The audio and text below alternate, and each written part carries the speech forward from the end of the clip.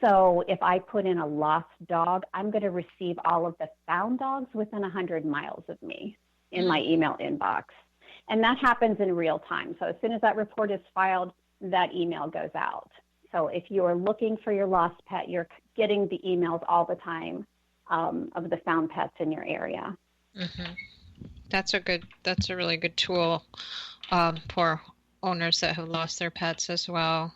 Yeah, I like the, I wish I had the brains that your son has and Rob does so that I could add these little things to mine, but it's just, I don't know if you guys have noticed an increase recently, but boy, we sure have in our 2-county area. We've seen tremendous increase in lost pets and found pets, and I'm not really sure because here in Florida it's not even snowbird season yet, and generally things pick up a little when that happens, but I'm not sure what the heck is going on. Have you seen that, or is that maybe just something that's happening here in Florida? Well, it's interesting you say that because we did see so when the pandemic first started back in the spring, we actually saw a decline. And I think that was natural because people were staying indoors. A lot of the dog parks, at least up here, were closed. So people weren't taking their dogs out as much. So we saw a decrease, probably about 10% just in the spring. But now you're right. We're seeing it bounce back up again. I think we had probably close to a 20 or 25% increase in the last month. So I don't know. I don't know if people are just, all of a sudden the weather broke and maybe they feel a little more confident about going out. This has been a crazy year, though. Yeah. I don't know. I know. Maybe it is. People are, venturing out again, and with that comes more lost pets. I don't know. Not sure. I don't have a good explanation for it, but we have seen a little bit of an increase. So. Yeah. Well, I know that we have started, directing, because we get a lot of out-of-area requests to post with us, and we keep it strictly to our 2-county area because that's our expertise, and we don't want to do something that we don't know anything about, basically. So, we always direct any out of the area people right now to go to PetFBI and let them know that it will make its way, down to the lost dogs of or the lost cats of whatever state they may be coming from, even if it is a Florida, lost or found pet as well. Yeah. And then, of course, we've had some weather issues which have affected in some states with hurricanes and then, wildfires. So we've had some natural disaster type problems that have impacted our lost and found pet reports. So too many of them. Yeah, absolutely. And it's another reason I think that we have to be really confident that we are easy to access on mobile devices, because if you're evacuating, you don't have a computer, you're doing everything on your phone. So I think it's really important that it's easy to file a report quickly.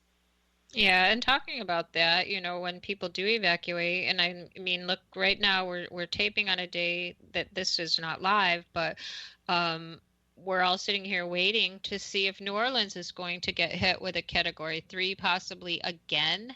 So there's a lot of pets lost in that area, and people have to evacuate. So having a program like this that they can map and search, different places throughout the different states close by easily is really helpful.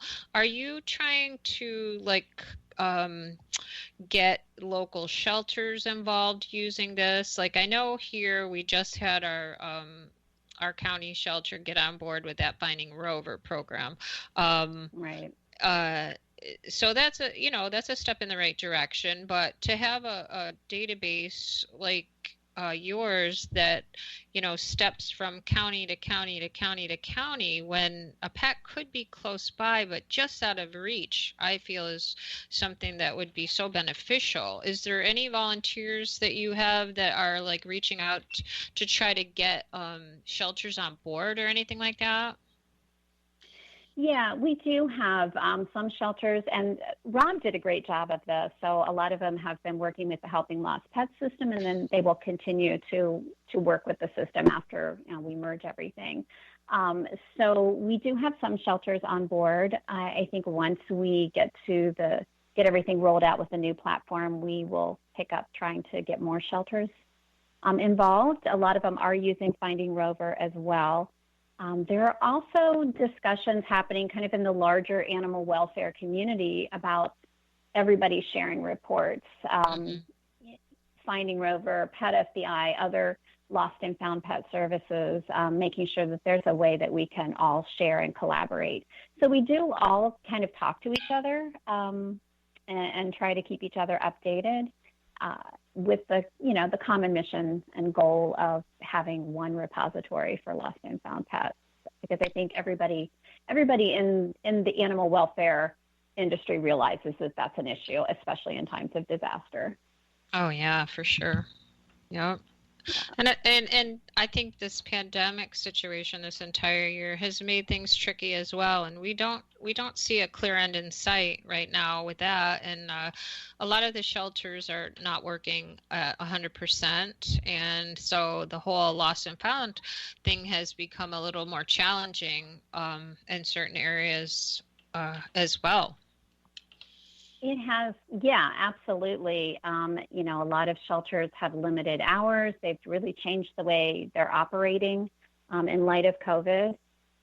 Many shelters are encouraging people who find a pet to, if possible, if they're able to house that pet while they search for the owner, to do that versus bringing it to the shelter. So having the tools available through PetFBI and other organizations is even more critical. Yeah. All right. So is there anything else that I haven't asked you about that you'd like to close with before it's time for us to say goodbye? I think you have asked me wonderful questions. It goes by so quick, so I never know. I know.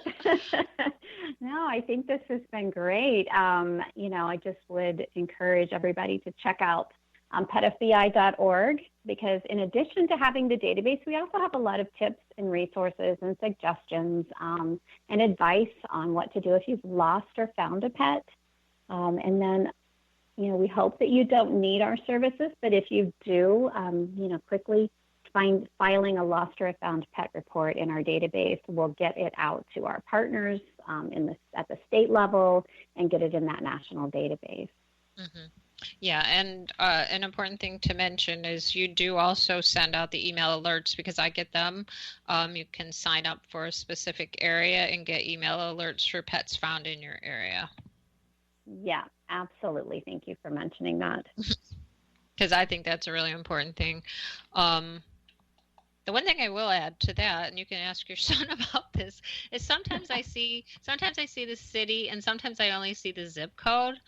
So I don't know if the city is just not being filled out by the person or what, but if he could add the city, that would be great. I know for me anyways. I will make a note of that. Because I'm always looking at it and I see the zip code. I'm like, where the heck is that? Where are we going? Yeah, I will put in a work order. Because, sometimes I see it and sometimes I don't. So it may just be the person filling it out. I don't know. So... But I thought I'd make it. Yeah, I think too, sometimes when they come through the Helping Lost Pets, so sometimes they're actually posted in PetFBI and you get that alert, and then sometimes they're coming through the Helping Lost Pets system. And I think sometimes things get lost in translation, so that will be a problem that will be solved once we have the new platform. Yeah. But yeah, I will. Because we are getting the zip code, but sometimes it just doesn't show the city, and I'm always oriented to the city. Yeah. Yeah, absolutely. Okay. You can also click on the zip code too, and it'll take you to the map. Okay. Yeah. So right now we're about ready to close. So if you just one more time to tell people how to look up your webpage and get a hold of you or fill in a report, that would be great. Yeah. Go to petfbi.org. Once you get to the page, you'll be directed on where to, if you just want to search for pets in your area, or if you need to post a lost or found pet report, you can do that there. Also sign up for alerts, email alerts, and check out the advice and information on the page. All right. Well, thank you so much, Leslie. for being with me again today. I'm really looking forward to when this comes out. It'll be a great thing for the lost and found and pet recovery community. So I'm really glad to have you with us today. Thank you. I appreciate it. All right.